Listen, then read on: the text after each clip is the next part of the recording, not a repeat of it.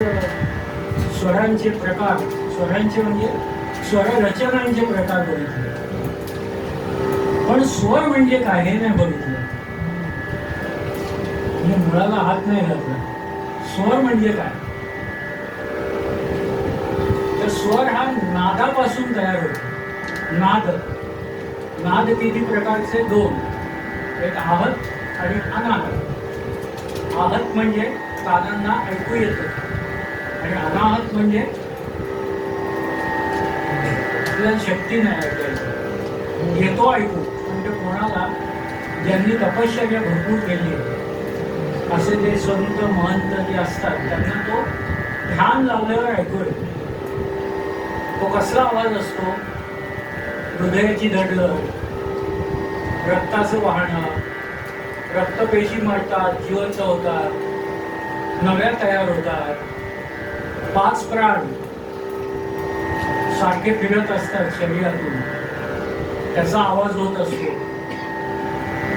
असं म्हणतात की इथे बांबूचं भेट आहे आणि त्यातून हे पंचप्राण वाहत असतात आणि आवाज होत असतो.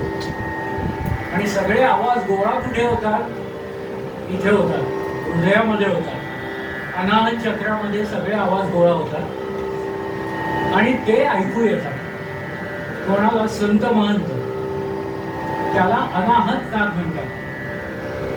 अनाहत नाद ऐकू यायला लागले की हळूहळू कुंडलिनी जागृत होते आणि त्या कुंडलिनी जाऊन सहस्रारामध्ये शंकराला मिळून जाते आणि त्या भक्ताचा मग उद्धार होतो. तुम्हाला हे माहीत असेल, अनुहात शब्द गगनी न माय, त्याचे निनादे भवशून्य होईल. हे कशात नाही? कैलासयाना शिवचंद्र मोळी, कणिंग माथा भृकुटी झळाळे, कारुण्य सिंधू भवदुःखहारी, तुझवीर शंभो मला बोलवले. हे शंभो कोणाला म्हटले माहिती आहे? आपल्या स्वतःला म्हणतो. त्या दृष्टीने ते तुम्ही वाचा, म्हणजे तुम्हाला कळेल. अनुहात शब्द गगनी न माय, म्हणजे तो अनुहात शब्द जो आहे तो गगनाला सुद्धा, गगन ओलांडून जाणार आहे.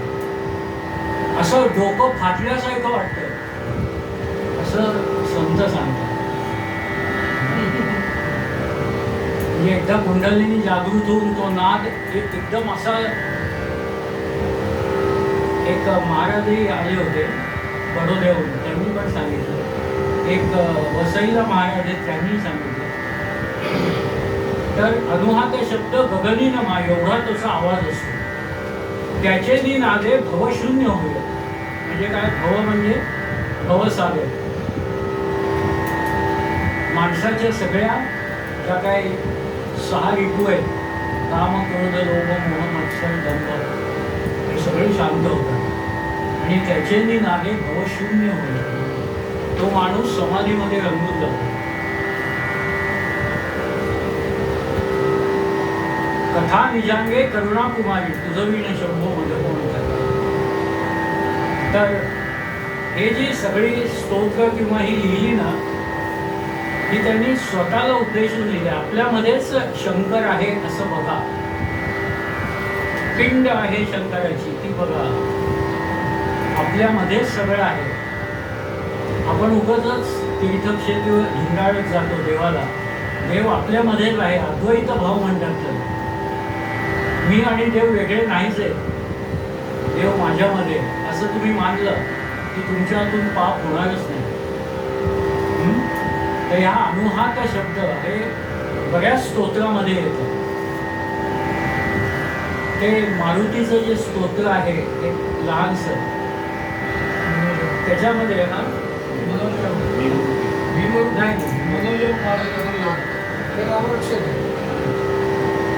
ते डळमळले,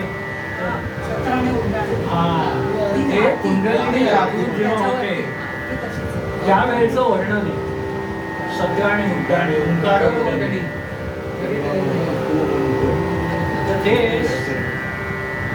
शरीर कापायला लागतं, ते अष्टभाव जागृत होतात, त्यावेळेचं ते वर्णन आहे सगळं. सत्राणे उड्डाणे. हा रामदासांनी जी आरती केलेली आहे, त्याच्यात ते लिहिलं. हो, पण ते रामदासांनी सगळ्या लोकांना एक प्रकारे सांगितलंय की तुमच्यातच देव आहे, तो बघा तुम्ही, तो पण बघत नाही. तर स्वर हे आहत नादातून उत्पन्न होतात आणि सगळी वाद्ये जी निर्माण झाली ती अनाहत नादापासून निर्माण झाली. कारण अनाहत नादामध्ये चिपळी,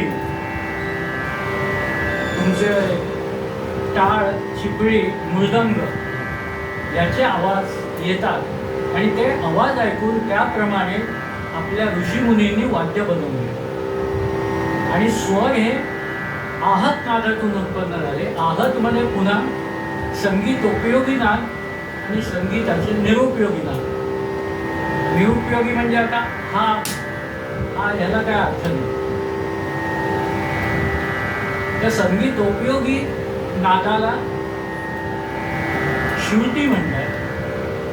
श्रुती 22 आहे आणि त्याचं वाटप कसं आहे, 4-3-2, 4-4-3-2. आणि ज्या श्रुतीवर आपला आवाज स्थिर होतो त्याला स्वर असं म्हणतात.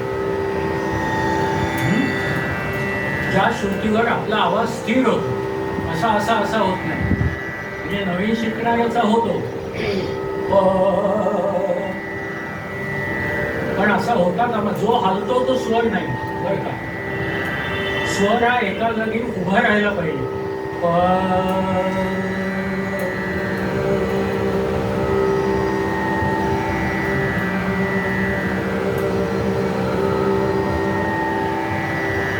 जो हलतो, डुलतो, खालीवर होतो, श्वासाबरोबर हलतो, तो स्वरच नाही म्हणून. कंपित मध्ये सुद्धा स्वर एका जागीच असतो, फक्त त्याला थोडा धक्का देतात, बाकी काही नाही. तर जो हलतो डुलतो तो स्वरच नाही. स्वर हा एका जागी उभा राहायला पाहिजे तर तो स्वर, नाही तो स्वर नाही. त्या श्रुतींपासून हे 12 स्वर निर्माण झाले आणि हे 12 स्वर जेवढे म्हणून संगीताचे प्रकार आहेत त्याच्यामध्ये फक्त 12 स्वर असतात, जास्त नसतात, कमी नसतात, 12 स्वर असतात. 2 स्वर जेव्हा एकत्र येतात त्याला स्वर शब्द असं म्हणतात.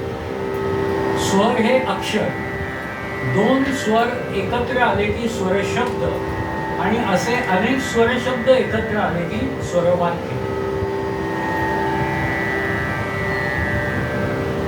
आणि अशी अनेक स्वरवाक्य आपण ख्याल गायकीमध्ये गात असतो. बडा ख्याल आहे, छोटा ख्याल आहे, त्याच्यामध्ये त्या रागातली अनेक स्वरवाक्य आपण वेगवेगळ्या पद्धतीने गात असतो. स्वरांचे संवाद होतात, सुसंवाद होतात आणि विसंवाद होतात. एक तरी विसंवादी स्वर रागामध्ये असतो, बाकी सगळे सुसंवादी असतात. सप्तक 3 असतात, हे सगळ्यांना माहीत असेल, मंद्र, मध्य, ताल. पण वाजवणाऱ्यासाठी मात्र कितीही सप्तक चालतात. गाणाऱ्याचा आवाज हा लिमिटेड असतो, त्याला लिमिटेशन असतात. त्यामुळे 3च सप्तकामध्ये ती सुद्धा मंद अर्ध आणि तार अर्ध एवढाच गवयाचा आवाज जातो. म्हणजे खालच्या मंद प पासून ते वरच्या प पर्यंत एवढाच आवाज कुठल्याही गवयाचा जाऊ शकतो आणि बाकी जे आणखी पुढे पुढे जातात त्यांचं गाणं कर्कश वाटतं आणि ते गाऊही नाही. फक्त मंदिरामध्ये गाणं हे चांगलं वाटतं. म्हणजे मंदिर सप्तकात जेवढे तुम्ही खाली जाल तेवढं गाणं चांगलं वाटतं. पण ते परत परत परत तिथेच रेंगाळले तर पुन्हा ते गाणं कंटाळवाणं होतं. तार सप्तकात गाऊच नाही जास्त, म्हणजे साधारण म पर्यंत गावं, त्याच्यावर जाऊ नये. पण काही गवई आपली शक्ती आणि माझा आवाज किती छान आहे हे दाखवण्यासाठी नीपर्यंत सुद्धा जातात वरच्या, पण ते गाणं कर्कश लागतं. म्हणून आपण अर्ध मध्य सप्तक, पूर्ण मध्य सप्तक आणि अर्ध ताळ सप्तक एवढंच गावं. आपल्या गाण्याला तसं ताळ सप्तक मान्य नाही, कारण आपण गोंगाट करत नाही. आपलं गाणं हे रसपूर्ण, सौंदर्यपूर्ण आणि कानाला गोड लागणारं असं असतं, किंबहुना असावं. आणि म्हणून आपल्या गायनामध्ये तानेला विशेष महत्त्व नसतं. हे ऐकून तुम्हाला खूप आश्चर्य वाटेल, कारण आता हल्लीच्या सगळ्या गायकांमध्ये तान ही अतिशय फेमस झालेली आहे. कारण तानेतून ते आपली शक्ती दाखवतात. माझा आवाज किती फिरतो, आवाज फिरताना आमचे सर सांगतात की त्यातून नॉन म्युझिकल साऊंड तयार होतो तानेमध्ये, आलापात नाही.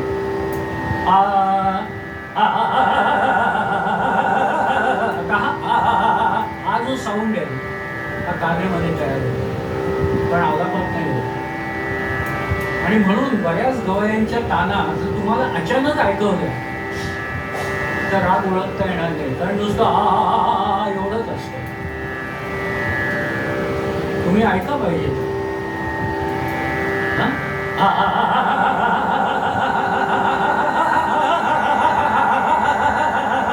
हे अशा कारणाने हा नॉन म्युझिकल साऊंड आहे. आणि हा साऊंड बऱ्याच गवयांच्या गाण्यामध्ये येतो, तानेमध्ये येतो. आणि मग राग बी काही राहतच नाही ना तिथे. नॉन म्युझिकल म्हटलं की संपलं. पण तुम्ही गळा खूप जोरात हलवतो म्हणून वावा म्हणता, हा क्या बात आहे. गळा जोरात हलवणं म्हणजे तान घेणं नाही. तान कशी पाहिजे,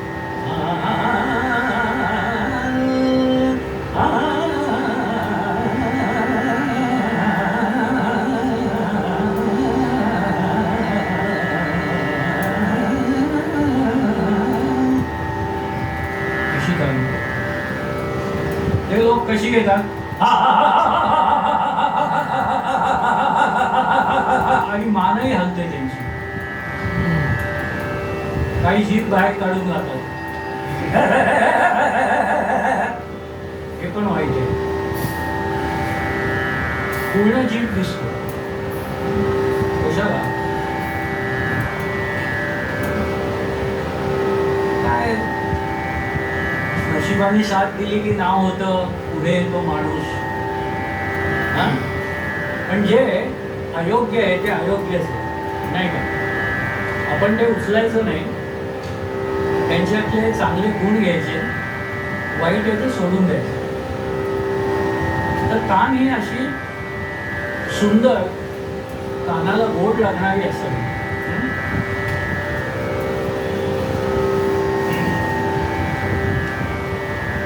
या सगळ्या स्वरांच्या फिरण्यातून मी त्याला अभिसरण म्हणतो, म्हणजे रक्ताभिसरण होतं. तसं स्वरांचं अभिसरण होतं आणि ते कानांमध्ये आपल्या डायरेक्ट रक्तामध्ये जाऊन भिनतं. दुसरं, हे अभिसरण आपल्या मेंदूमध्ये अनेक प्रकारचे निर्गुण, निर्गुण म्हणजे काय, किंवा निराकार असे आकार, निर्गुण निराकार असे आकार कोरतं. ते आपल्या मेंदूत साठवले जातात.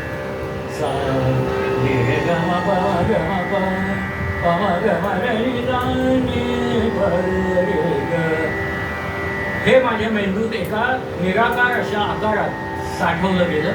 आणि जेव्हा ते रिकलेक्ट होत, म्हणजे रिप्रोड्यूस म्हणूया त्याला, किंवा जिवंत होतं, ते कधी होतं, जेव्हा एखादा दुसरा गवई यमन रागच गातो त्यावेळेला मी म्हणतो, अरे हा यमन राग गातो. म्हणजे ते मेंदूतला तो जो अमिबा सारखा असतं ते आकार, तो जिवंत होतो आणि आपल्याला तोच राग मी ऐकतोय असं वाटतं म्हणजे बरोबर वाटतं, कारण त्याच्याशी मॅच होतं. स्वर अक्षर, स्वर शब्द आणि स्वरवाक्य. स्वरवाक्य म्हटलं की काय येतं? फुलस्टॉप येतो. वाक्य म्हटलं की फुलस्टॉप आला, मग दुसरं वाक्य, मग तिसरं वाक्य, मग चौथं वाक्य. अशी अनेक वाक्य जेव्हा एकत्र येतात त्याला आलाप असं म्हणतात. पण ते संथगतीत असतात. अनेक स्वरवाक्य जेव्हा एकत्र येतात तेव्हा त्याला आलापी असं म्हणतात. आणि जेव्हा ही स्वरवाक्य जलद गतीमध्ये एखादा कलाकार गातो त्याला तान असं म्हणतात. आता स्वरवाक्य आणि त्याचा फुलस्टॉप.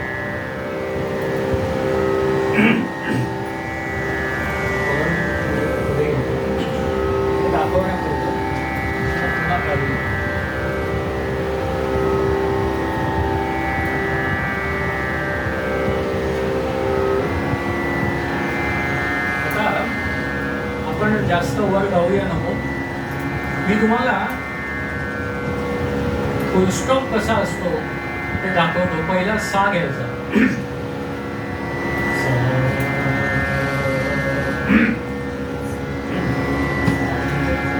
आता आपलं सगळे जे स्वरवाक्य आहेत ती सा वरती संपणार आहेत बरं का.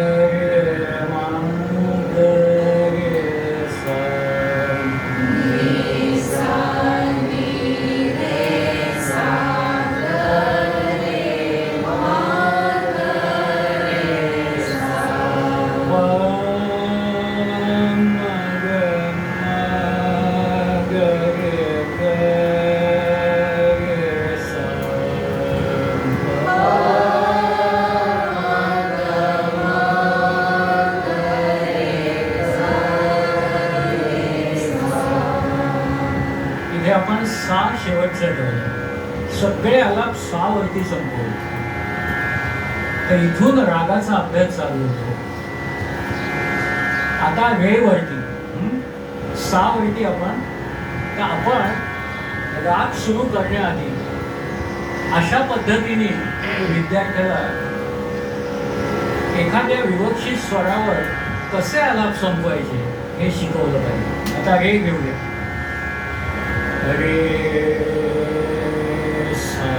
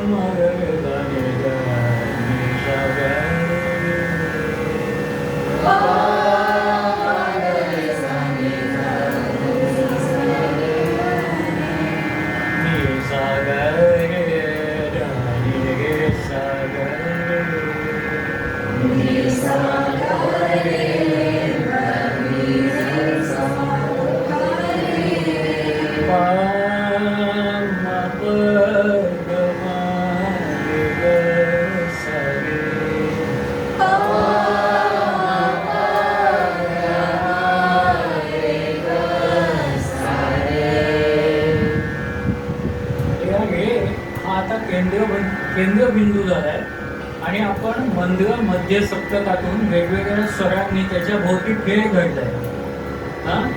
त्यामुळे रेचं व्यक्तिमत्व काय आहे हे आपल्याला कळतं. आता पहिला सा होऊन गेला. आता हा रे ऐकता ऐकता तो सा आपला विसरून गेला. आता ग घेऊया.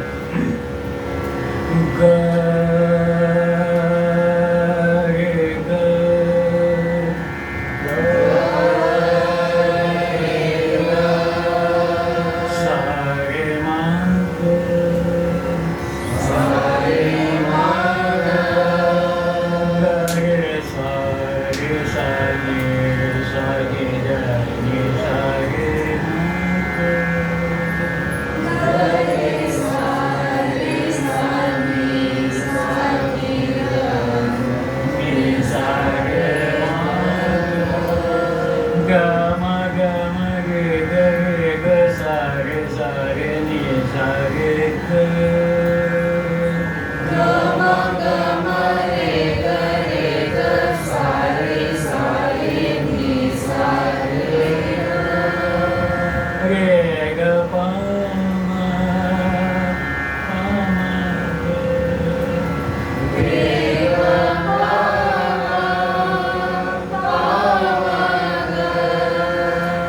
ग म रे ग सा रे नि सा ग नि सा रे म ग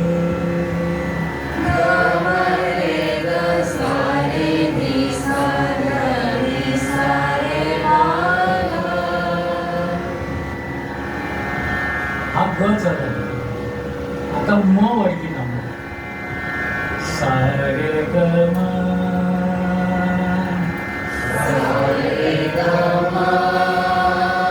प म प ग म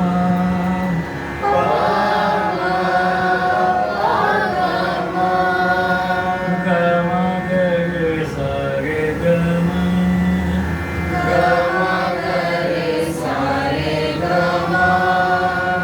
तर ज्याचा आवाज जातोय त्यानेच जाणार, कारण काळी एक लावलंय मी.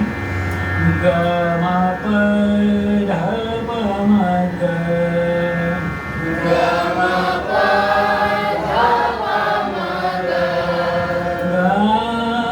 म प ग म रे ग म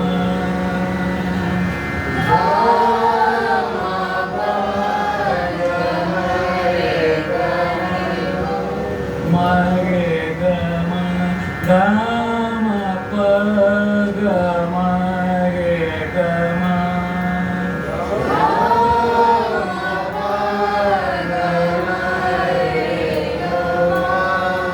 सा रे रे ग ग ग म ग म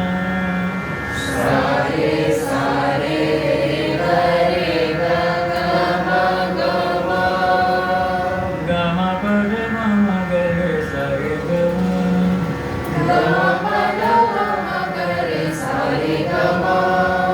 सा ग रे म ग प म ग रे ग म सा ग रे म ग प म ग रे ग म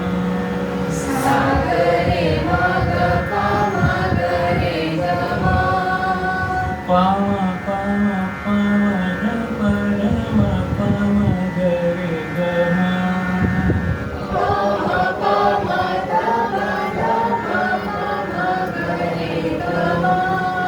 प म प म ध प ध प ध म प म ग रे ग म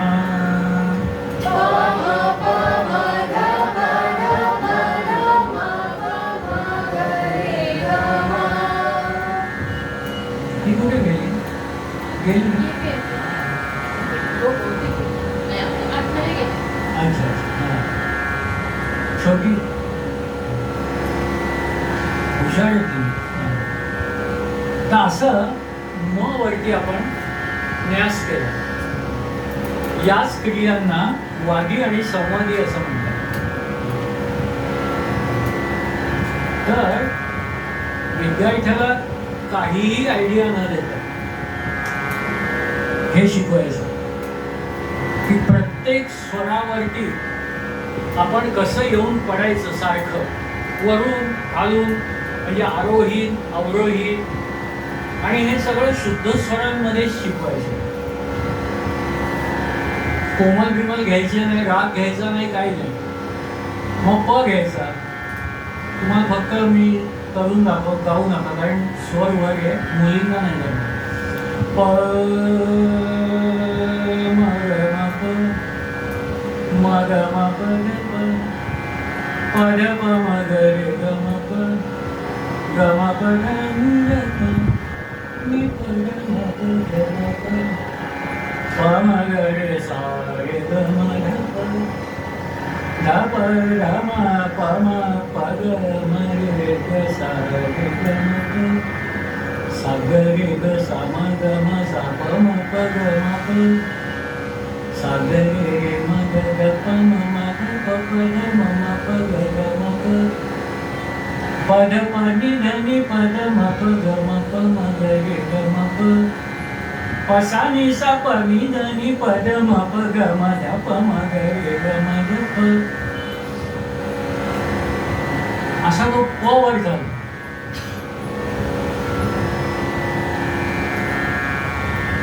नंतर मग ध घ्यायचा. ध प ध नि ध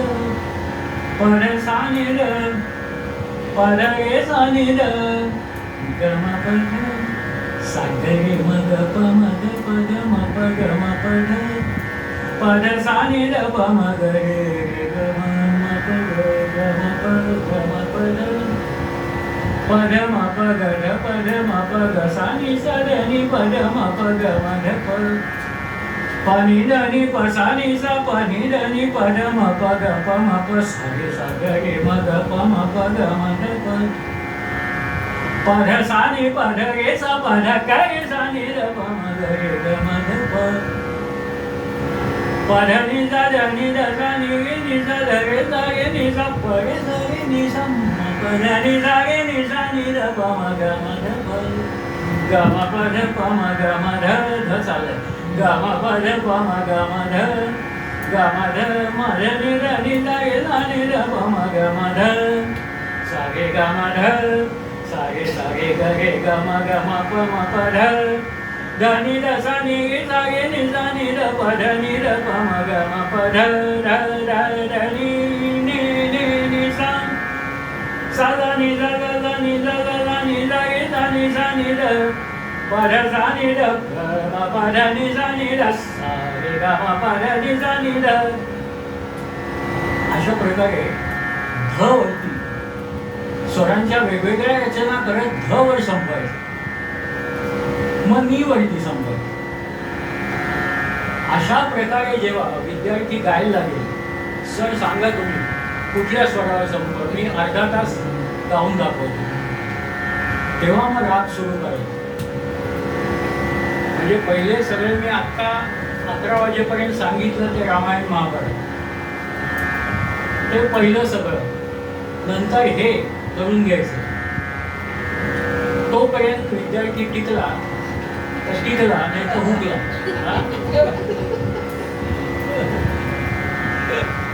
आणि दुसरं महत्वाचं काय, तंबोऱ्यावर करून घ्यायचं,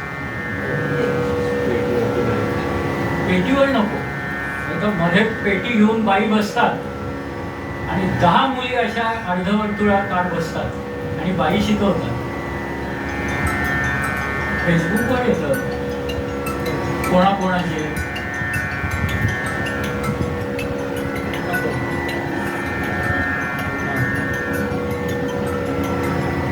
ते मला आश्चर्य वाटतं.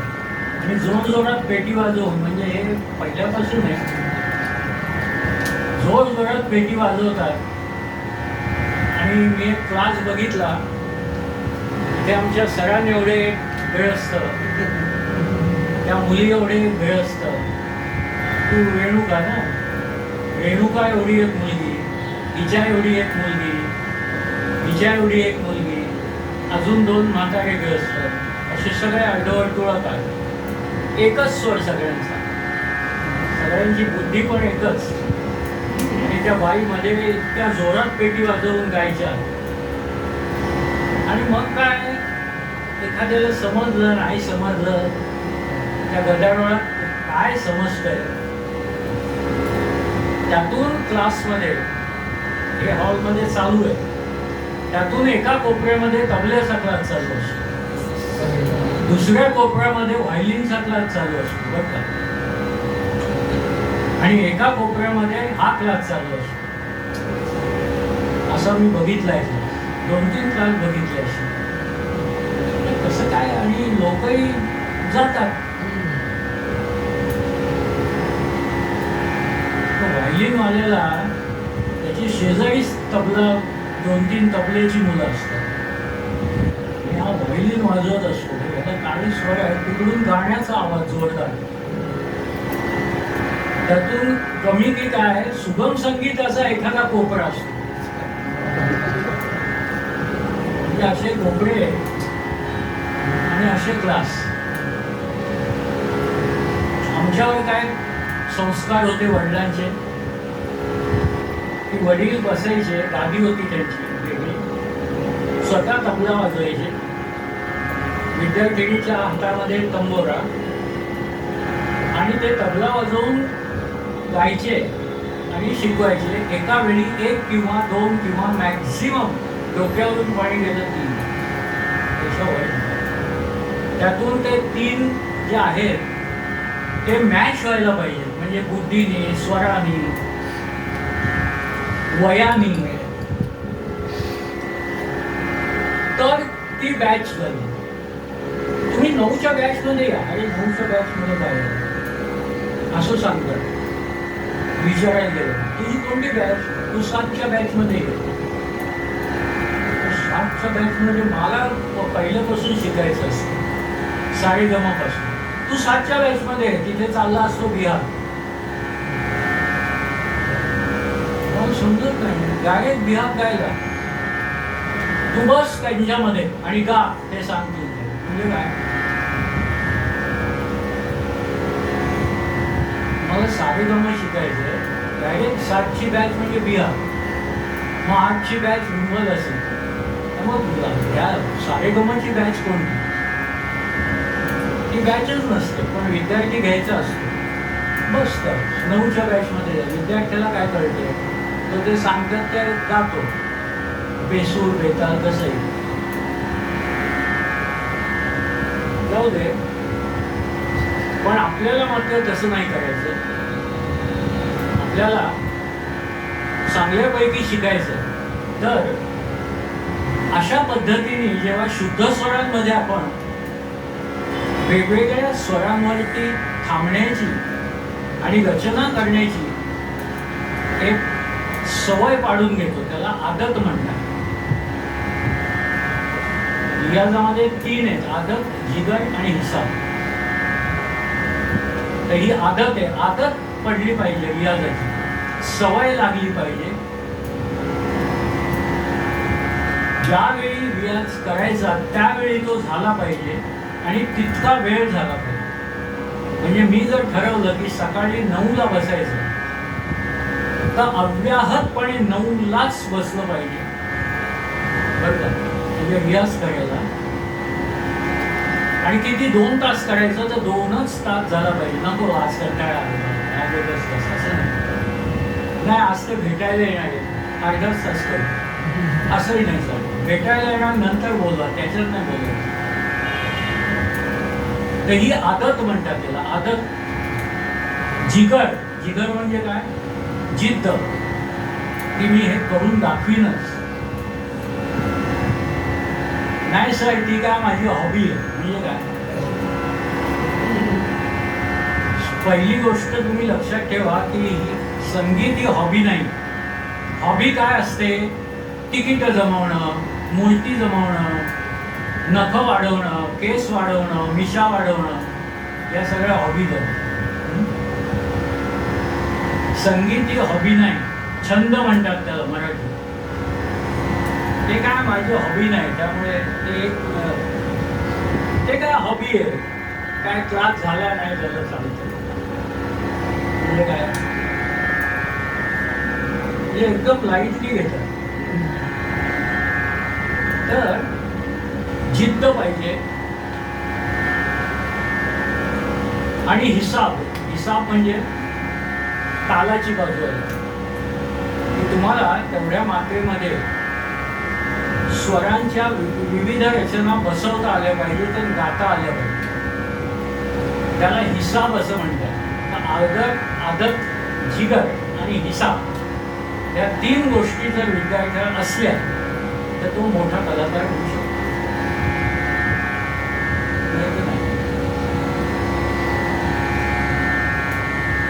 तुला मालेगावकर होता ना, म्हणजे आहे, तो रात्री 2-2 पर्यंत अकॉर्डियनचा रियाज करायचा.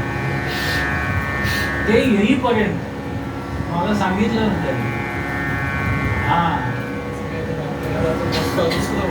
मग असं नाही की मला कंटाळा झाला, मी दमलो आज. बसायचं म्हणजे बसायचं आणि तेवढं झालंच पाहिजे. एक अलंकार घेतला तो 20 वेळा म्हटला गेलाच पाहिजे. असे 4 अलंकार म्हणजे 20-80 आणि मगच बाजूला व्हायचं. नाहीतर त्या क्षेत्रामध्ये पाऊलच ठेवायचं नाही. हे जर नसलं आपल्याकडे, नाही सर आनंदासाठी शिकतो. आणि कसला आनंद, आम्ही जेव्हा 40-50 वर्ष घालवली तेव्हा एवढासा आनंद मिळाला. यांना लगेच आनंदासाठी शिकतात. कसला आनंद? मी विचारतो कुठून आनंद मिळतो तुला, मला सांग, मला तरी घेता येईल नाही का? नारळाचं बी पेरल्यापासून नारळ लागेपर्यंत किती वर्ष जातात, तेव्हा नारळ मिळतो. ते बीज पेरल्यावरच सर मला नारळ मिळतात, ते कसे मिळतील? आम्ही ओळखतोय काहीतरी बरोबर नाही बोलत. हे सर्वसाधारण ऐकू येतं, सर ही काय माझी हॉबी आहे, सर यातून मी आनंद मिळण्यास मला कुठे कार्यक्रम करायचे आहेत, हे का अगदी हास्यास्पद आहे. अरे ही सादरीकरणाची कला आहे आणि तू म्हणतो मला कुठे कार्यक्रम करायचे, म्हणजे काय? मग शिकतो कशाला? मला नाही, मी आपल्या आनंदासाठी शिकतो. हे सगळी हास्यास्पद विधानं मी ऐकलेली आहेत. तेव्हा संगीत ही सादरीकरणाची कला आहे, त्यामुळे तुम्हाला रियाज करून ती कला लोकांसमोर मांडता आलीच पाहिजे, तरच गाणं शिकायचं, नाही तर शिकायचं नाही, असं माझं प्रामाणिक मत आहे आणि हे माझं पर्सनल मत आहे. स्वरसमूह बरं का, एक विशिष्ट स्वरसमूह म्हणजे राग. हे तुम्हाला सगळ्यांना माहिती आहे की 12 स्वरातून काही स्वर निवडून घेतात, त्याला काही नियम लावतात, तर त्यांना राग असं म्हणतात. रागाचे नियम काय? कमीत कमी 5 स्वर असले पाहिजे, विकृत स्वर आणि शुद्ध स्वर एका पाठोपाठ एक येता कामा नये. रागाने लोकांचं मनोरंजन झालं पाहिजे, असे काही. आणि रागात वादी संवादी हे असलेच पाहिजे. असे रागाचे काही विवक्षित नियम आहेत. हे नियम सांभाळून आपल्याला राग गावा लागतो. या नियमांचं उल्लंघन शक्यतोवर जे चांगले विचारवंत आहेत ते करत नाहीत. रागाच्या शुद्धतेकडे ते जास्त पाहतात आणि रागामधला वादी आणि संवादी हे स्वर खूप महत्त्वाचे असतात आणि त्या स्वरांचं व्यक्तिमत्व शोधण्यासाठी तो राग निर्माण झालेला असतो, असं मी तुम्हाला सांगितलं. वादी आणि संवादी, वादी जर पूर्वांगात असला तर संवादी उत्तरांगात असतो. आणि हा राग म्हणजे ज्या रागाचे वादी पूर्वांगात असतात ते राग जनरली रात्री गातात आणि ज्या रागाचा वादी उत्तरांगात असतो ते राग जनरली सकाळी गातात, सकाळ आणि दुपार. सकाळच्या सगळ्या रागात बहुतेक ध वादी असतो आणि बहुतेक संध्याकाळच्या रागात आणि रात्रीच्या रागात ग वादी असतो. त्यामुळे या 2 स्वरांचं महत्व ध्यानात घ्या. ध ग. जे दुपारचे राग आहेत त्याचा बहुतेक वादी रे आणि संवादी प असतो. रे प. विशेषतः सारंग आणि सारंगचे सगळे प्रकार, त्यात गौड सारंगही आला. तर हे सगळे राग एक प्रकारच्या निसर्ग नियमामध्ये बांधलेले असतात आणि म्हणून रागाला म्हणजे राग गायनासाठी एक समय निश्चित केलेला असतो, जो मी आता तुम्हाला सांगितलं की ध वादी असणारे राग सकाळी गातात, ग वादी असणारे राग रात्री गातात आणि रे आणि प हे दुपारीचे गातात. रे आणि प बरोबर जेव्हा शुद्धनी येते तेव्हा शांत रसाची उत्पत्ती होते. म्हणजे साधारण सारंगचे सगळे प्रकार याच्यात रे प महत्वाचा असतो आणि त्याच्याबरोबर शुद्धनी असते. म्हणजे आता ही जी वेळ आहे ती सारंगची वेळ आहे. वादी रे असतो आणि संवादी प असतो. रागाला स्वतःचा स्वभाव असतो, जसा स्वराला स्वतःचा स्वभाव असतो तसा रागालाही स्वतःचा स्वभाव असतो. म्हणून राग गाताना रागाचा स्वभाव काय आणि स्वराचा स्वभाव काय म्हणजे वादी संवादीचा हे मॅच होतात का हे बघून गायला पाहिजे. रागामध्ये वादी संवादी शिवाय जे इतर स्वर असतात त्याला अनुवादी असं म्हणतात. आणि रागात नसलेला पण क्वचित येणारा त्याला विवादी स्वर असं म्हणतात. उदाहरणार्थ मधुवंतीमध्ये कोमलनी किंवा भैरवमध्ये कोमलनी किंवा छायानटमध्ये कोमलनी हे विवादी स्वर रागात नाहीत पण येतात. आणि ते काय येतात कारण शुद्धम आणि कोमलनी हे नवरा बायको सारखे, त्याचप्रमाणे तीव्र म आणि शुद्धनी हे पण नवरा बायको सारखे. शुद्ध म आला की कोमलनी त्याचा पाठलाग करत येतेस आणि कुठेतरी आपलं दर्शन देते. उदाहरणार्थ भैरव सांगितला, मधुवंती सांगितला, म आहे आणि कोमलनी. कोमलनी आम्ही घेतली नाही.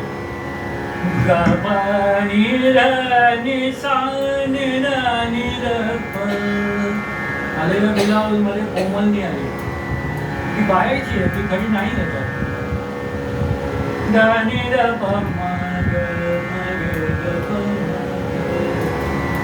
म आहे म्हणून ती डोकावली. प म प म प ग प म ग रे सा म प र प सा रे सा ग प म प र नि ग प. केदार म्हणतो खरी कोमलनी नाहीये पण ती डोकावली. ग नि र प म प र प.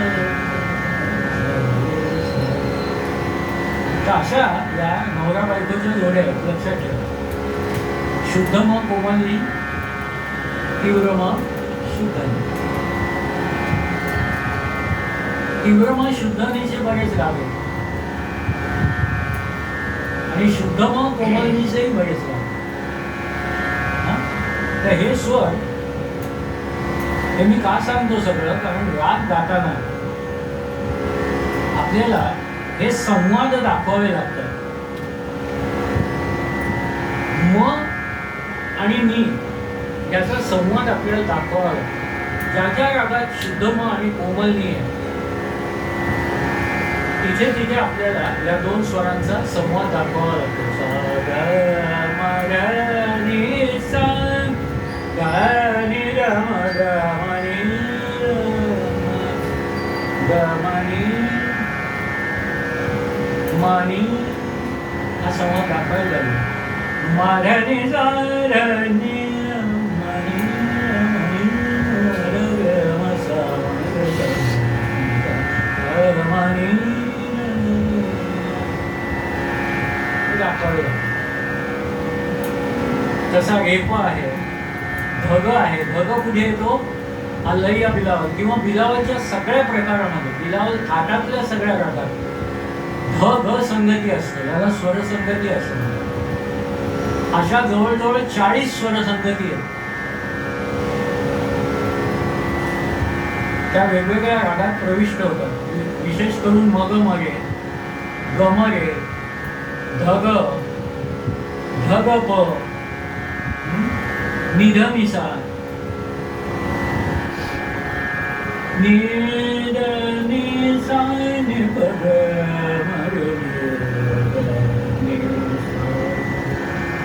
मल्लमध्ये नी नी सा हा नुसता धचा टच केला. नी नी सा आणि बहार मध्ये नी ध नी सा नि प ग म. या जवळजवळ 30 स्वरसंगती आहेत. परिघाकडून केंद्रबिंदूकडे असं माझं पुस्तक आहे. त्याच्यामध्ये त्या सगळ्या स्वरसंगती आणि त्याचे राग हे दिलेले आहेत. तर ते पुस्तक खूप महत्त्वाचं आहे. रागाच्या परिघाकडून केंद्रबिंदूकडे असं पुस्तक आहे. तर परिघाकडून केंद्रबिंदूकडे कसं जायचं हे त्या पुस्तकात दिलं. कारण सगळे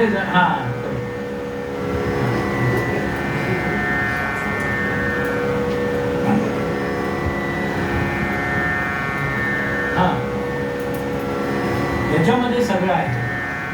स्वरसंगती वाचा कोणत्या आहेत त्या स्वरसंगती. त्या स्वरसंगती हेच प्रकरण आहे.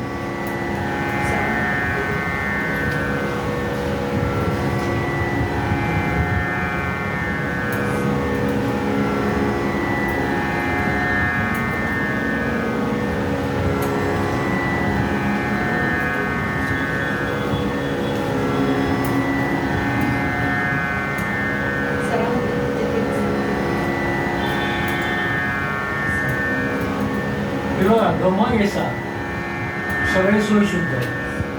गम रेसा ग कोम आणि गम रेसा रे कोम. धग रेपम हे मधमा सारंगमध्ये येतं. रेपम रेसा.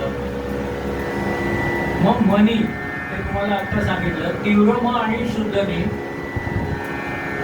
शुद्ध म आणि कोमल. नंतर मप ग रे. माप ग रे म गे सा रे माप ग माप ग रे. ही काफी रागाची स्वरसंगती आहे. आणि पुढे मग जौनपुरीमध्ये आसावरीमध्ये हे मप घरी येतं. नंतर मग मध्ये हे छायानटची स्वरसंगती. मग रे ग ग म प रे मग मागे. नंतर परे ग परे ग हे भूप रागामध्ये येते. शुद्ध कल्याण रागात येते. परे ग. नंतर ध रे संगती आहे.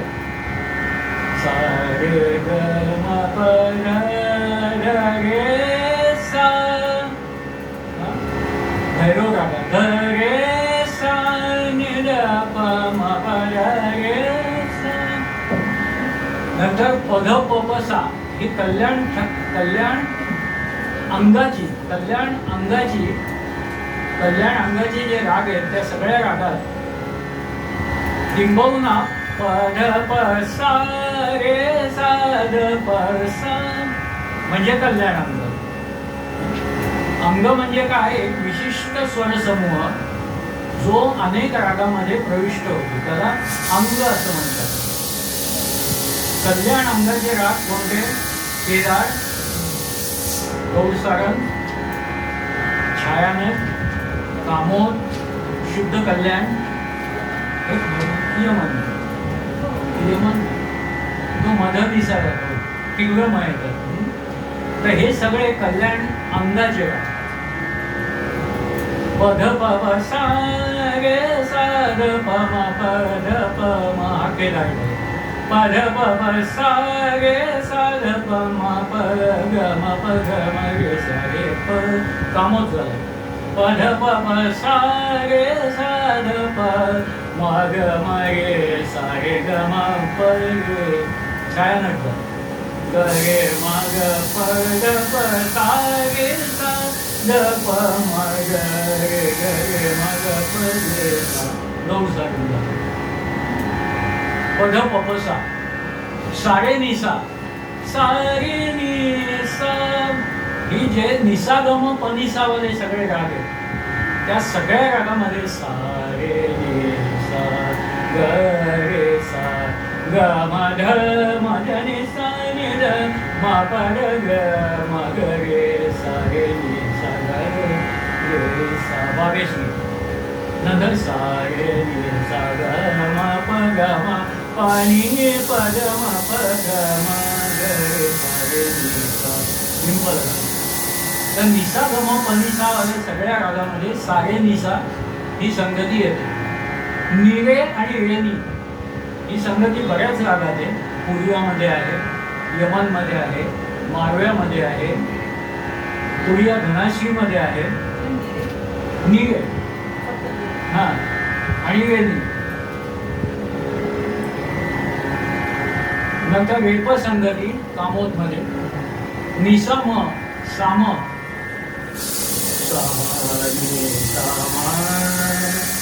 जाती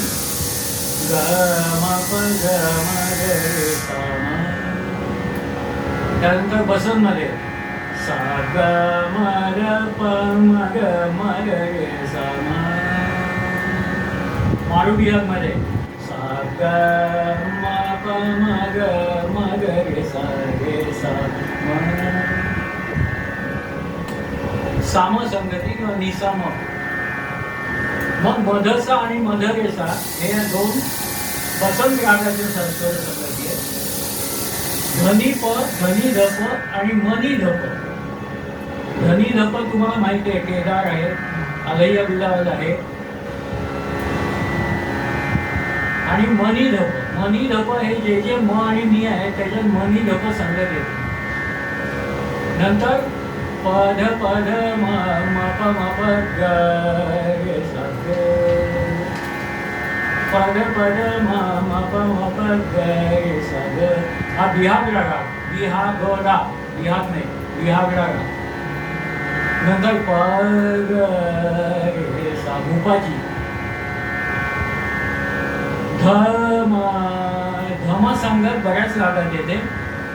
रे मा प म प नि सा रे नि र म प. रे सा सा नि र प र म ग रे सा ग. समाजला सा रे म प र म रे सा. दुर्गारा ही धम संगती. तर ध म प नि र प, ध म प नि र प हा एक बंगालचा प्रकार आहे. त्याच्यामध्ये ही स्वर संगती आहे धम प नि र प.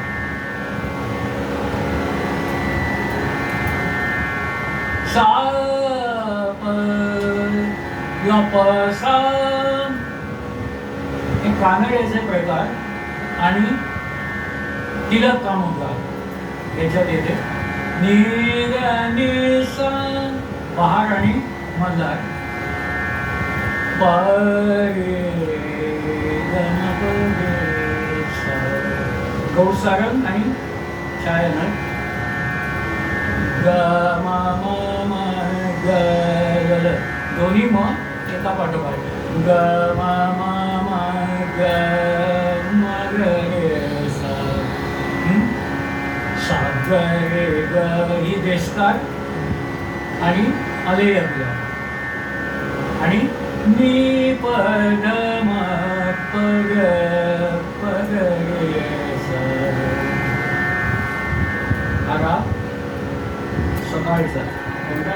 नि प र म प ग. ही ऍक्च्युअली मांडची स्वरसंगती आहे. मांड म्हणून एक राग आहे.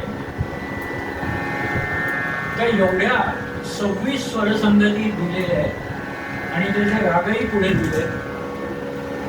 त्याचे रागही दिलेत पुढे. प्रत्येक स्वरसंगती कुठल्या कुठल्या रागात. तर आपण राग बघताना असू दे, राग बघताना आपण काय काय बघितलं? वादी संवादी बघितले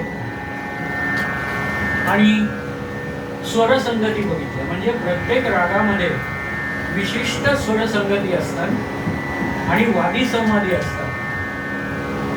आणखी काय असतं?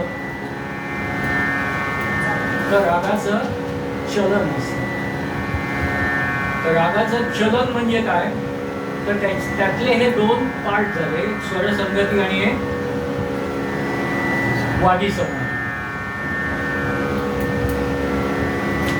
आता तिसरा जो आहे तो राग कसा गायचा? आरोही चलनाने गायचा का अवरोही चलनाने गायचा?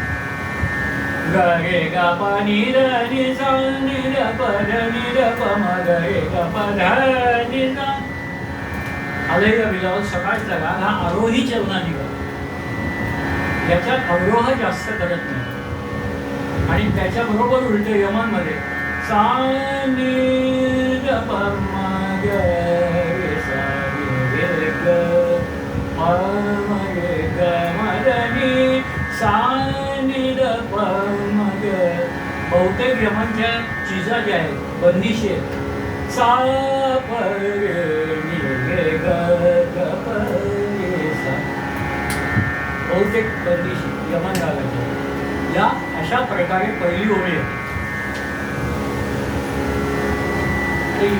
आरोही आहे का अवरोही आहे चलन याचं कसा जास्त काय ठेवायचं आरोह ठेवायचा का अवरोह ठेवायचा गाताना हे बघावं लागतं.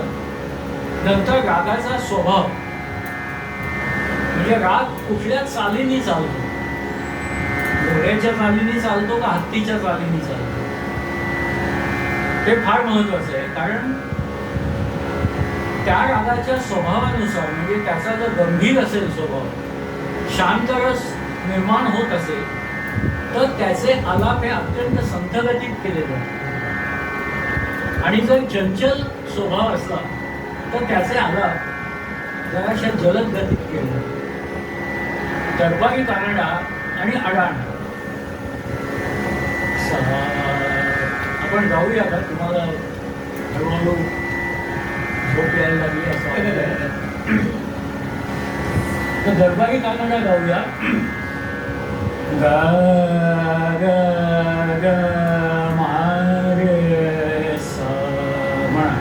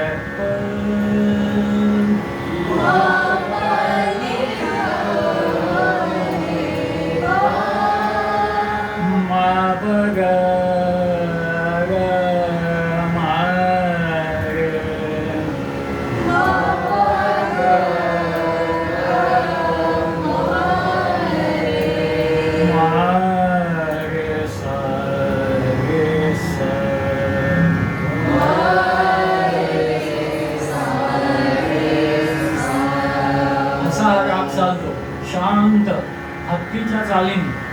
आता आगाणं बघू. माबऱ्याने सा थांबा तुमचा आवाज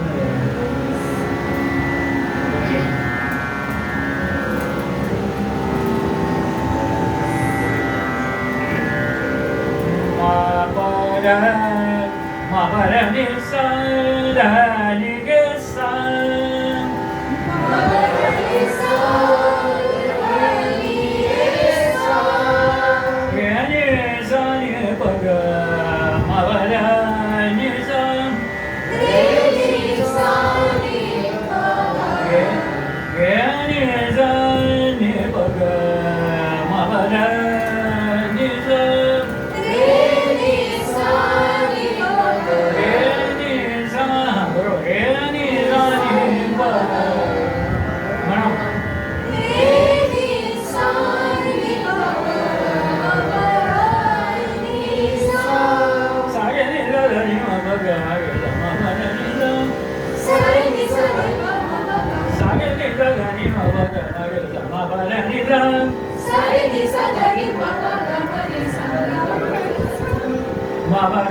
नि ध नि ध नि ध रि ध रि नि ध ध नि म ग ग म ग ध म प ध नि ध रि नि ध ध ध नि ध रि नि ध रि नि ध रि नि ध ध नि ब म प ध नि ध असा तो चंचल राग आहे. यातली फेमस कोणती बंदिश दसऱ्याची माता कालिका माता कालिका ही अवश्य ऐका बंदिश फार सुंदर आहे. महाकाल महाराणी जगत जननी दयानी भवानी भवानी माता कालिका.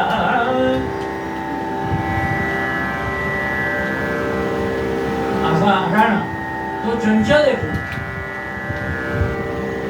आता यात आपण दरबारी कानडा गाताना ग ग ग असं जे केलं ते काय केलं तर ग ला आंदोलित केलं. म्हणजे स्वराचा उच्चार कसा करायचा हे सुद्धा फार महत्वाचं आहे प्रत्येक रागामध्ये. आता दरबारी कानड्यात ग आंदोलित करणं याला फार महत्व आहे. ग ग ग आणि हे आंदोलित करण्यामुळे त्याचा वेग आपोआप मंदावतो आलापांचा. मापानी ग असं वेगवेगळ्या स्वरावरून ग वर पडणं हे दरबारी कानड्याचं वैशिष्ट्य. मापानी सा ग ग ग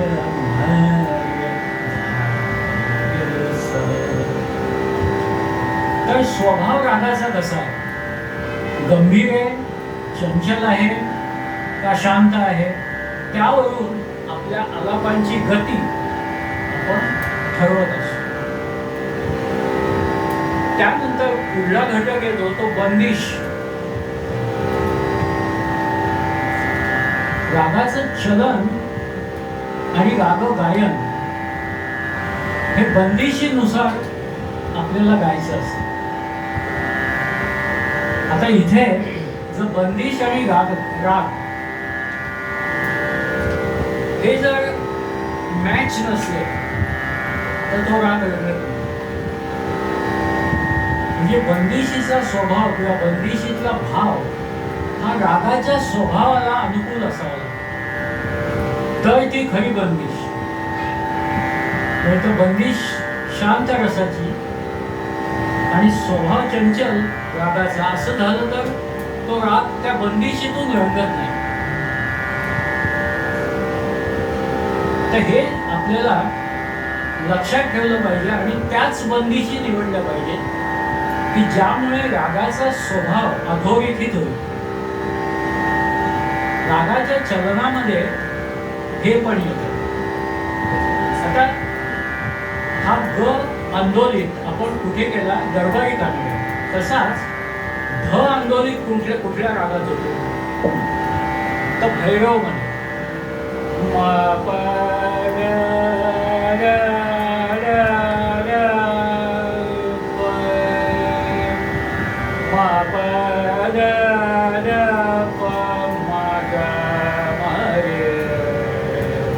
हा रे सुद्धा आंदोलित होतो भैरव रागात.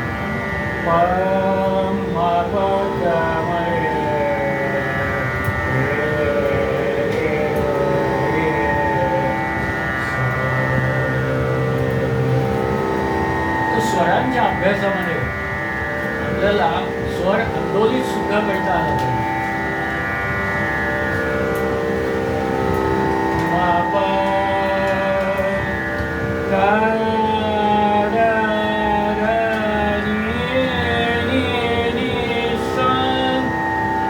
कोणते स्वर आंदोलित होत नाही? सा आणि प. ते आपले आई वडील असतात त्यांना आंदोलित करून चालणार नाही. कारण आपला सगळा जो काही भार असतो तो आईवडिलांवर असतो. ते सगळे सोसत असतात.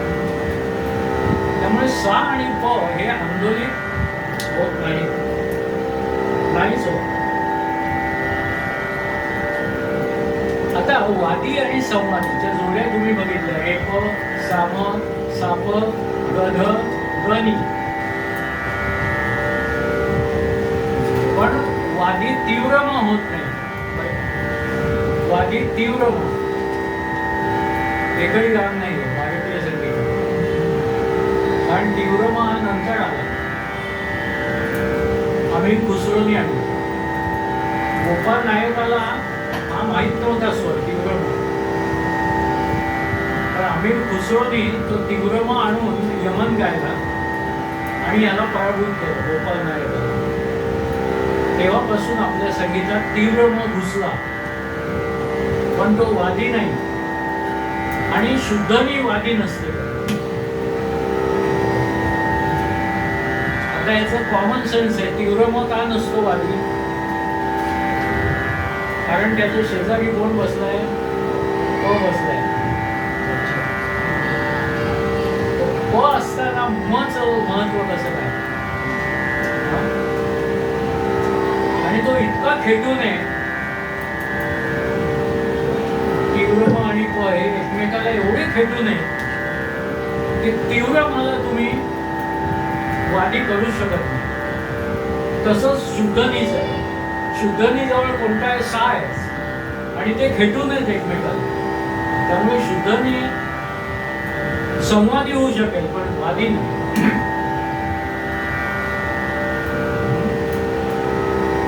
हे सगळं लक्षात ठेवायला पाहिजे.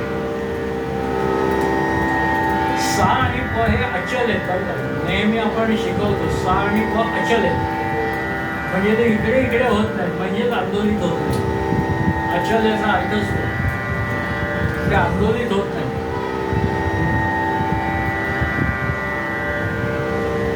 हे झालं हा चरणाचा दुसरा भाग. आता बंदिश आणि राग हे मॅच झाले पाहिजे हे मी तुम्हाला सांगितलं.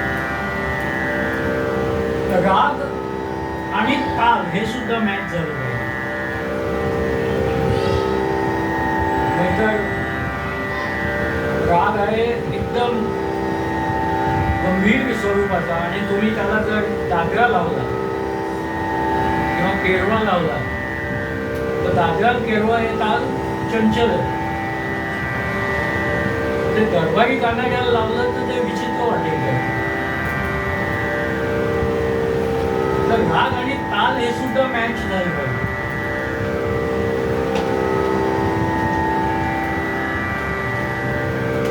पुढला आपला विभाग आहे राग विस्ताराचा. विभक्ती स्वर समुदाय, त्याला काही नियम, रागाचा स्वभाव, चलन हे सगळं तुम्ही ऐकलं. हे सगळं सांभाळून रागाचा विस्तार कसा करतो हे आपल्याला बघितलं पाहिजे. मला पाणी मिळेल.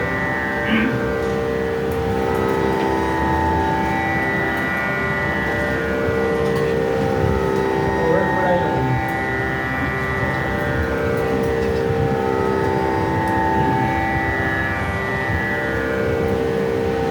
हे सगळं तुमच्या त्या नोट्स मध्ये आहे.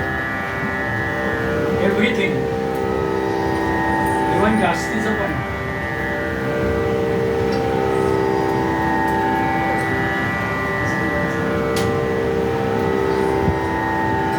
अरे कंटाळा.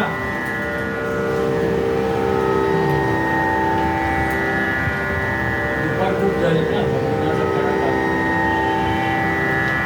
पुन्हा ही कुठे गेली? त्या मागे का गेली? ये पुढे. झालं आता एक 15 मिनिटं राहिली. ये पुढे ये. मला पाहिजे नाही शिकवलं. आणि ही मुलगी कुठे कुठे इकडे बसला इकडे माझ्याशी. काय अर्थ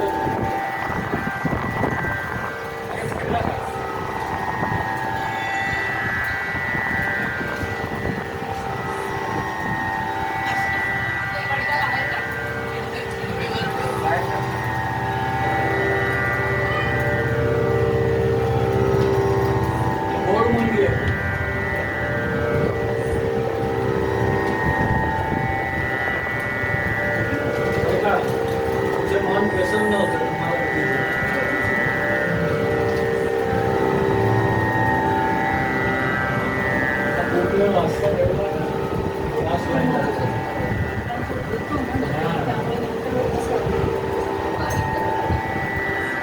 इलेक्ट्रॉनिक ते सगळा तंबोरा असतो, तो किती वेळ वाजवला तरी काही होत नाही. आम्ही सगळं त्या तंबोऱ्यावर शिकलो. हे नंतर आहे.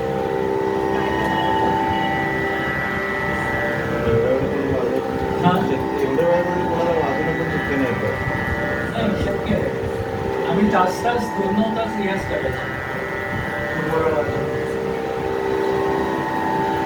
ते काय होतं, पोटांना एक ऊर्जा मिळते गायला लागली.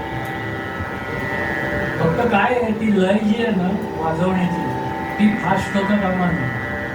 नाहीतर 3दा की इकडे पण कर असं असं असं असं तसं होता कामा नये. नाहीतर मग वाटलं तसे आमचे होते एक विद्यार्थी, असं असं असं जोरात म्हणजे ते काय आवाजच यायचा नाही त्यांचा. अहो म्हटलं हळू. ते आता 74 वर्षाचे. तर राग विस्तार हा कसा करायचा आणि त्याच्यात काय काय असतं विस्तारामध्ये. ही पहिले आलाप असतात. ही बघू पहिलं काय असतं, आलाप.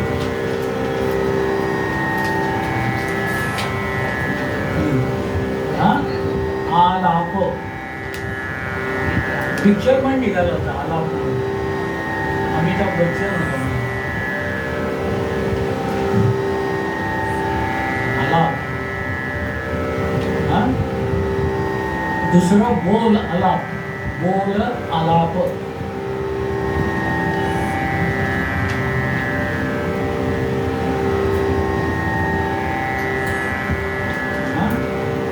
नंतर स्वरगम.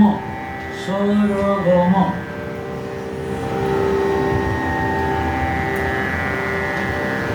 नंतर तान. तान आणि बोल तान.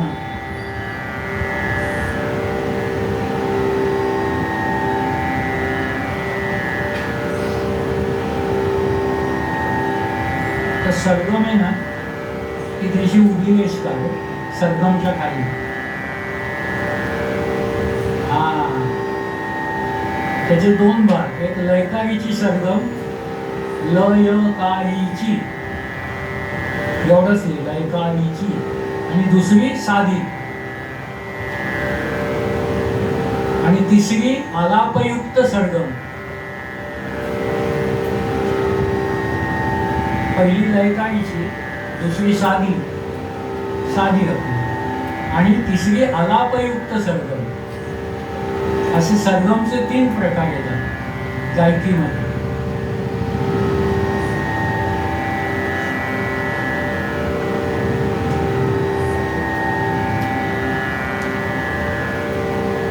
आलाप म्हणजे काय, आ मध्ये करतो ना आपण. तुझा कोणता राग झालाय, भूक झालाय, गाऊया का थोडा आलाप.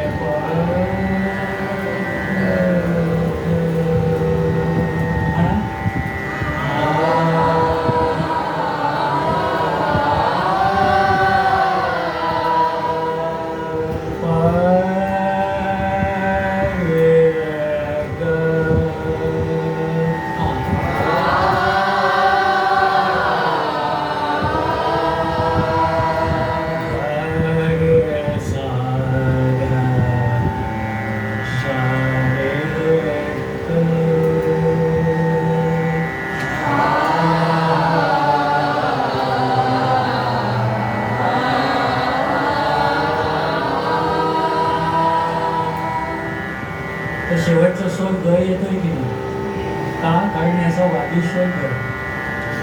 म्हणून गवर आलाप आपण सगळे समजू. ग प ध प ग आ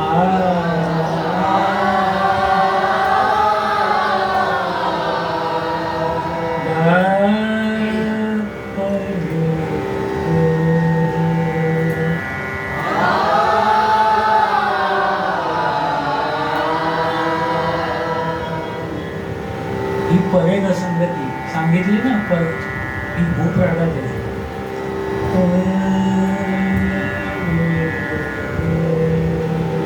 अशी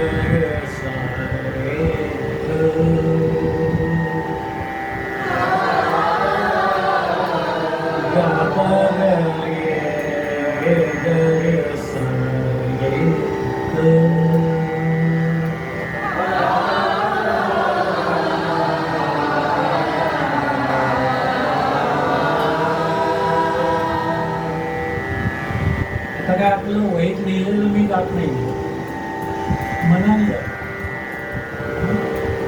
म्हणून आलाप कधी लिहून घ्यायचे नाही बाईंकडून किंवा कोणाकडे शिकत असते. म्हणून मला नियम सांगा, त्याप्रमाणे मी रचना करून जातो. लिहिलेलं आपण कधीच गायचं नाही. हा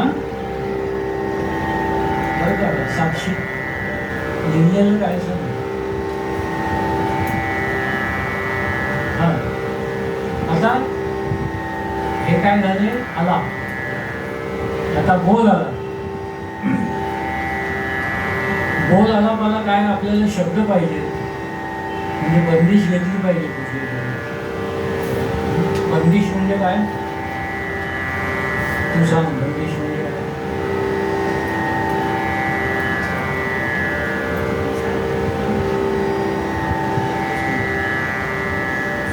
हे बघ, रागातलं छोटंसं गाणं म्हणजे बंदिश. किती सोपं आहे. छोटं असतं की नाही, 4 ओळी फक्त, सारोळी असते, सारोळी. 2 ओळी स्थायीच्या, 2 ओळी अंतर येतात, म्हणजे रागातलं छोटंसं. तुम्हाला कोणतं शिकवलं यमनमध्ये?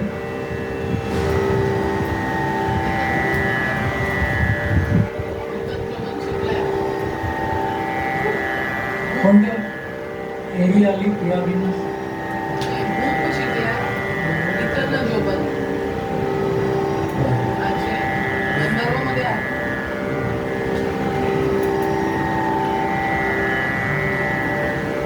ते पण चांगलं आहे. हां, ते चांगलं आहे. इथं ना जोबन पर मान न करी आहे ना. कधी जर जोबन म्हणजे काय विचारलं तर काय सांगणार? गेला ते शिकवणारा गेला का? अशा बऱ्याच बंदिशी आहेत. हा, लाखाच्या सावरिया म्हण. लाखाच्या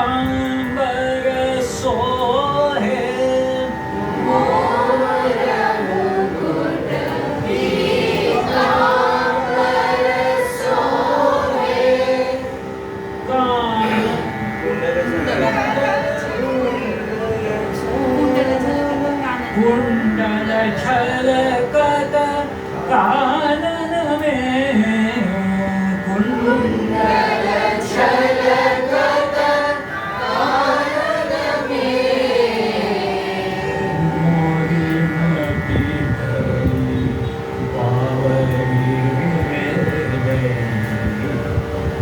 मोरी मती भरी बावरी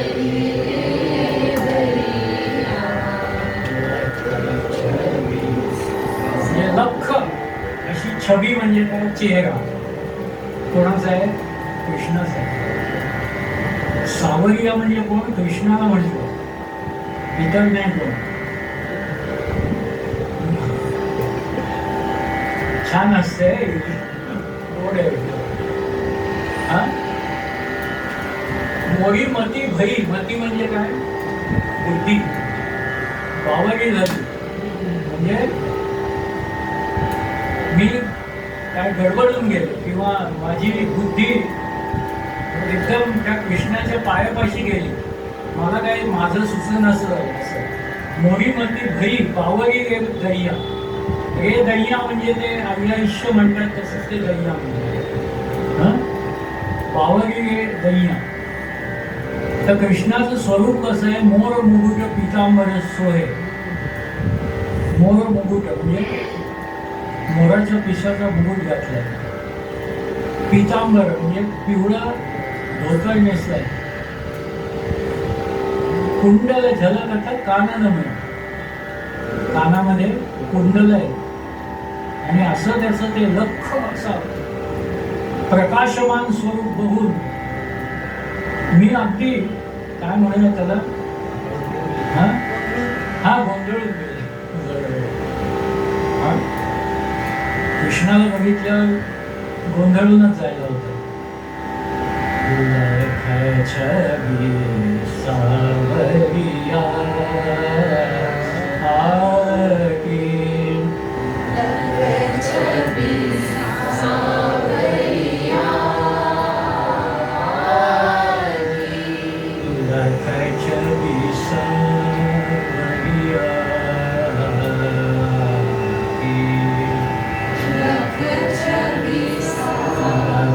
छबी सावरिया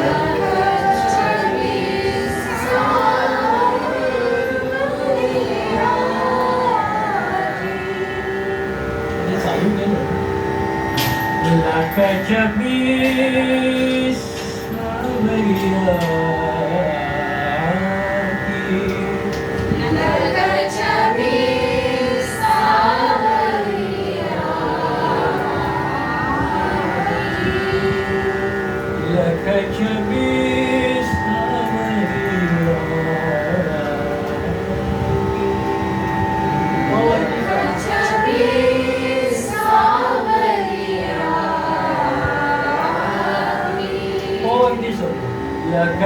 छबी सावरिया लख छबी सावरिया लख छबी सावरिया लख छबी सावरिया याला बोल आला म्हणजे जे बंदिशीचे बोल आहे ते आलापामध्ये होऊन पाहिजे म्हणजे बोल आता सरगम म्हणजे स्वरांची नावं घेत आलाप पाहिजे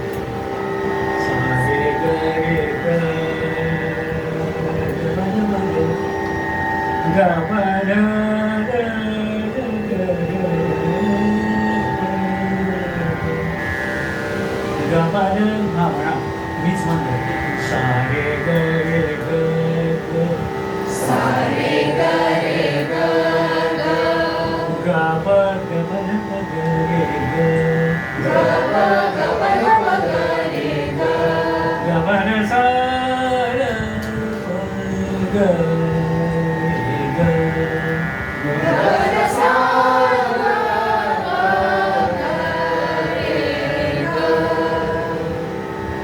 ही साधी सरगम झाली दुसरी कोणती आहे लयकारीची सारे ग प ग गे ग प ग च द प प ध प ग प ग गे ग गे चा गे ग गे ग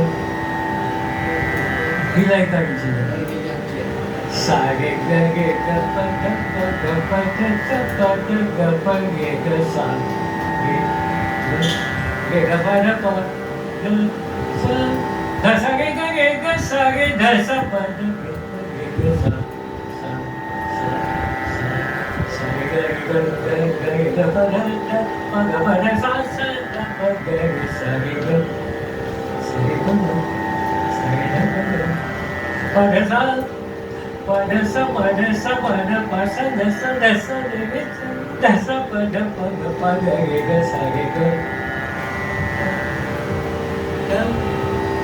सा ध ध प ग गे सा गे ग अशा प्रकारे ही लयकारीची सरगम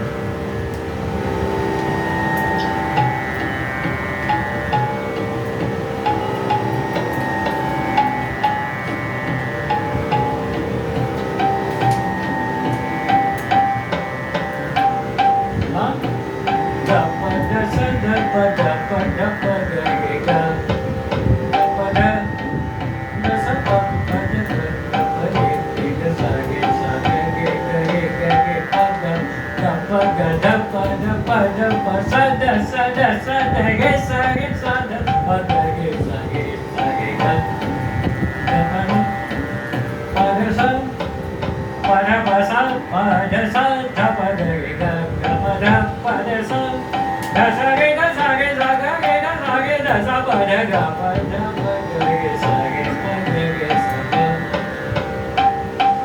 ग प ध प ध सा ध स ध प ध प ग प ध प ग ध प ग गे ग रे सा गे ग ग प ध प ग प ध सा प ध सा ध ध प ध प ग प ग गे ग गे सा ग ही लयकारीची सरगम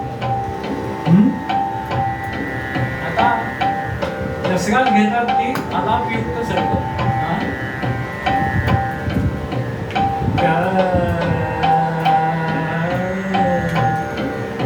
ग ग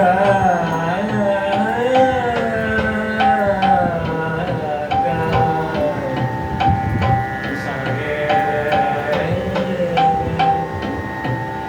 ग सा गे हा आलाप झाला सा गे पा पण ते पचा उच्चार नाही करत सा गे सा गे गा पा गे ग गा पा रे सा ग ग सा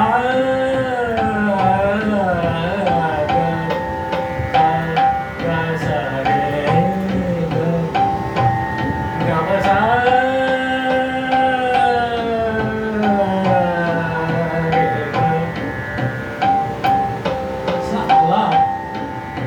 सरगम याचं मिश्रण हे सरगम झालं. आता तान सगळ्यांना माहिती आहे.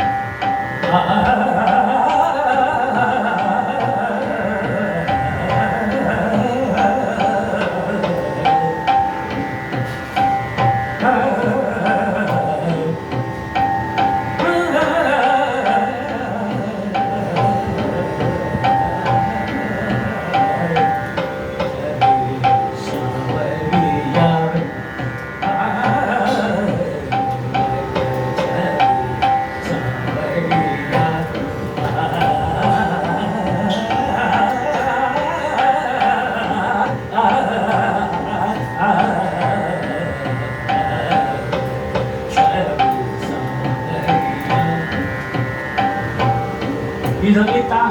त्या तानेचे अनेक प्रकार आहेत, ते आपल्याला उद्या बघायचे. तानेचे प्रकार आणि गमकेचे प्रकार. आता पुढलं बोलतान लाखाच्या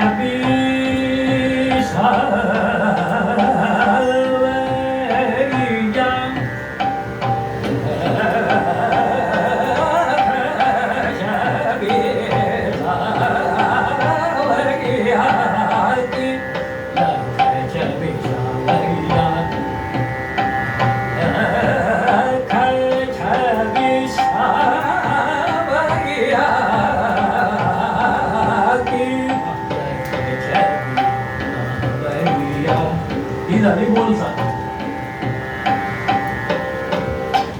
तर हे सगळे याला अंग म्हणतात. राग विस्ताराची ही सगळी अंग आहे.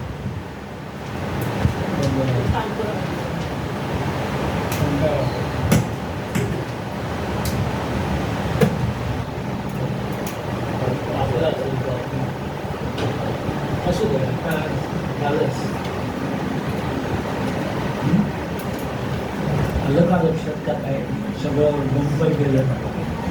बाई सांगते साक्षी तुझं नाव काय? चिन्मयी. चिन्मयीची चिवचिव.